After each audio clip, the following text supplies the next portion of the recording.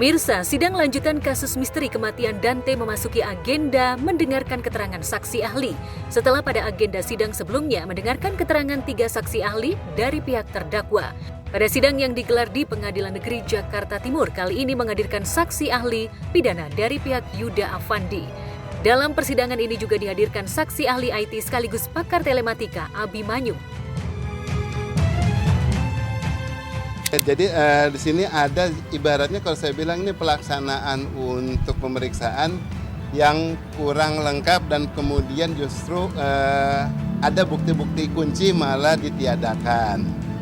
Ya, di situ sebagai contoh saya utarakan bahwa dari pemantauan kemarin beberapa hari lalu di Kejaksaan, saya diberi kesempatan untuk melihat, bukan menganalisa ya. Melihat itu adalah saya diminta hanya untuk nonton. Seorang yang dibilang mengerti digital nggak boleh menyentuh, nggak boleh mengevaluasi data, hanya saya boleh menonton, melihat, dan kemudian tayangan itu dimainkan dan kemudian saya boleh memilih kapan itu mau ditayangkan, kapan tidak. Ya, saya melakukan itu, jadi hanya ke situ. Nah, saya lihat ternyata ada banyak kamera-kamera lain. Ya, selain kamera yang banyak ada beredar di publik, itu ya adalah selalu yang kelihatan dari punggung, itu kamera nomor 14. Nah, selain itu total sebetulnya ada 15 kamera. Ya, ada 16 kabel tapi satu kamera mati, ada 15 kamera yang memantau area tersebut, kamera CCTV yang memantau, di mana 3 diantaranya justru memantau kejadian ini. Yaitu yang satu adalah yang kelihatan banyak di TV-TV, yaitu mengenai yang dari punggung. Yang satu lagi adalah dari sisi parkiran atas, jadi motor-motor itu parkirnya di atas. Di situ ada juga kamera yang memantau ke arah lokasi. Benar-benar jelas sampai saat kejadian yang kemudian yang paling saat yang terakhir di situ, itu kelihatan kamera ini, tetapi tidak pernah dianalisa, tidak pernah diungkapkan. Bahkan oleh saksi manapun dan kemudian orang yang dibilang ahli manapun, itu kamera ini tidak pernah diungkapkan. Menurut Abimanyu yang ditemui usai persidangan mengungkapkan jika CCTV yang beredar selama ini hanya dari satu angle. Sementara ia menyebutkan kamera CCTV nomor 5 merekam gambar menyeluruh. Dari pengamatan Abimanyu, Yuda memang melatih Dante berenang tanpa ada unsur paksaan. Yang menarik apa? Semua kegiatannya ada di situ kelihatan, nanti saya jelaskan. Kemudian kamera nomor 5. Kamera nomor 5 itu adalah dari sisi sampingnya, bukan sisi belakang, tapi sisi samping cuma agak datar, sejajar. Di situ juga kelihatan. Nah, kalau kita ngelihat kombinasi dari kamera ini yang ada semua gerakannya, maka kamera yang tadi kelihatannya bahwa si pelaku itu adalah misalnya menenggelamkan si anak ke dalam sini, di dalam penenggelaman ini, ya. Ternyata kalau kita lihat dari kamera yang lain, dia itu ada jaraknya dengan si anak, jadi nggak sini dekat, dan kemudian tangannya itu ke samping. Sebenarnya abang saya niatnya baik untuk melatih Dante berenang, cuman mungkin abang saya nggak tahu atau berlebihan atau gimana. Tapi pada dasarnya abang saya tidak ada niat melakukan pembunuhan, apalagi yang dituduh, yang didakwakan 340 itu sangat tidak mungkin, Mbak. Kalau misalkan emang ada niat abang saya seperti itu, buat apa dia dilakukan di kolam renang? Sedangkan di rumahnya aja sudah ada CCTV. Saya harus jujur mengatakan, saya tidak mengatakan terdakwa ini salah atau tidak bersalah. Tapi saya hanya mau menyoroti pasal yang didakwakan. Yang didakwakan itu 338, 340, 76C Undang-Undang Peradilan Anak dan 80 ayat 3. Pasal 338 itu adalah pembunuhan dengan biasa, tanpa pemberatan. Apa itu pembunuhan? Mengakibatkan matinya nyawa orang lain dengan sengaja. Apa itu sengaja? Dia mengetahui dan menghendaki perbuatannya itu. Ya, mengetahui akibatnya apa. Persoalannya harus dibuktikan itu. Sengaja enggak dia membunuh. Dengan cara apa? Siapa melihat? Itu harus dibuktikan 338. Kemudian 340 itu kan pembunuhan berencana. Ya, harus ya, itu 340. Ini harus ada tenggang waktu. Dia harus merencanakan dengan cara seperti apa? Loh, kalau kelalaian itu kan begitu. Saya kasih contoh ya. Misalnya saya ngambil batu begini. Saya lagi mengambil batu, tiba-tiba saya lemparkan ke sana. Tuh, kena kepala orang, meninggal. Apa sengaja saya mengakibatkan mati? Enggak kan? Itulah kurang hati-hati, lalai. Tapi kalau misalnya saya membunuh, saya bertengkar dengan beliau ini, siapa namanya ini? Jangan takut, nggak akan saya bunuh. Tapi bertengkar, saya ambil batu, pak, seketika. Tidak ada, loh, mana ada perencana. Bertemu, bertengkar, puk, mati. Perencanaan itu harus ada tenggang waktu. Tenggang waktunya maksimal berapa? Ya nggak ada ketentuan, tapi mesti tenggang waktu itu harus dihubungkan dengan ketenangan jiwa. Ya, sempat enggak dia berpikir, oh ini akibatnya begini, kalau saya begini, ada nggak seperti itu? Itu yang harus dikaji dalam persidangan ini. Abimanyu menambahkan selain penggalan gambar itu, ia sedikit menyayangkan tidak bisa mengkopi seluruh CCTV, sehingga tidak bisa menganalisa secara digital dan hanya bisa menganalisa secara visual saja.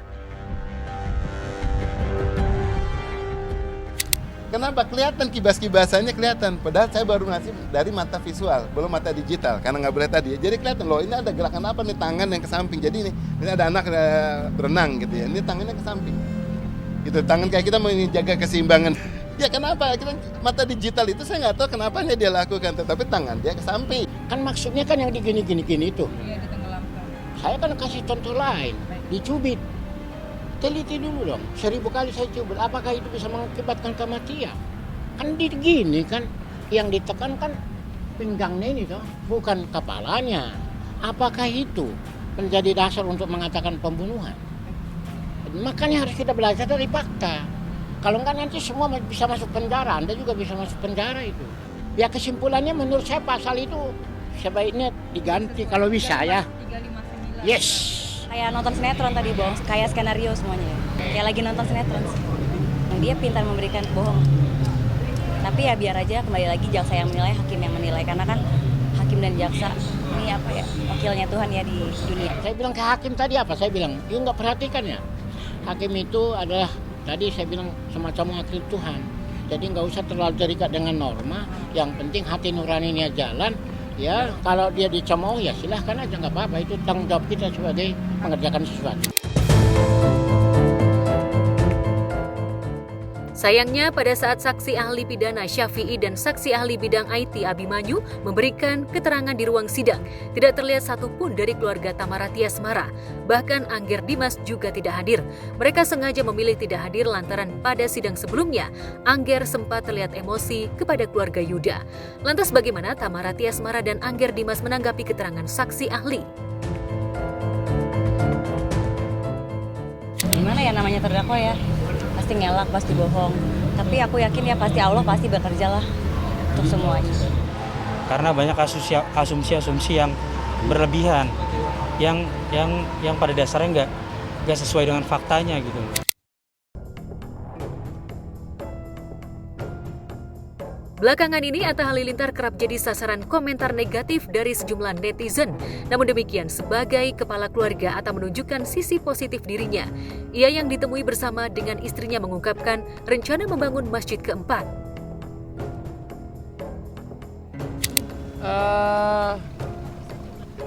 Udah ada jalannya, insya Allah kita nanti akan cek hari Minggu ini kita akan cek tanahnya. Kalau memang tanahnya memungkinkan, semuanya bagus, insya Allah di situ tempat. Alhamdulillah, semoga bisa terus setiap tahun. Bismillah. Bukan hanya itu, kebiasaan Atta melakukan sedekah di hari Jumat tetap dilakukan hingga saat ini. Keduanya mengaku kegiatan itulah yang menjadi kunci rezekinya selama ini. Bagi Jumat berkah rutin, Bang. Kunci rezeki, karena Pak, biasanya udah alhamdulillah dari dulu nyobain bikin, sampai sekarang alhamdulillah Tuhan kasih keberkahan rezeki terus. Sementara itu, Aurel yang sebelumnya kerap dibully netizen, terutama soal berat badan usai melahirkan, kini tampil lebih langsing. Penampilan istri Atta Halilintar itu seolah menjawab komentar negatif netizen seputar masalah berat badan. Aurel dan Atta yang ditemui mengaku jika ibu dua anak itu sukses menurunkan berat badan hingga 15 kg. Aurel turun 15 kilo. 15 kilo, dia targetnya kata turunnya 20 kilo.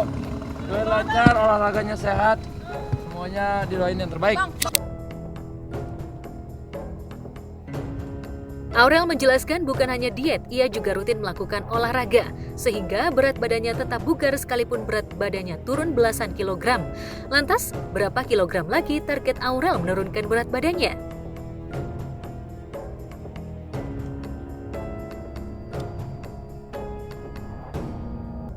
Sukses Aurel menurunkan berat badan diapresiasi oleh Atta Halilintar suaminya. Atta mengaku jika keberhasilan Aurel merupakan bentuk apresiasi atas dirinya sendiri.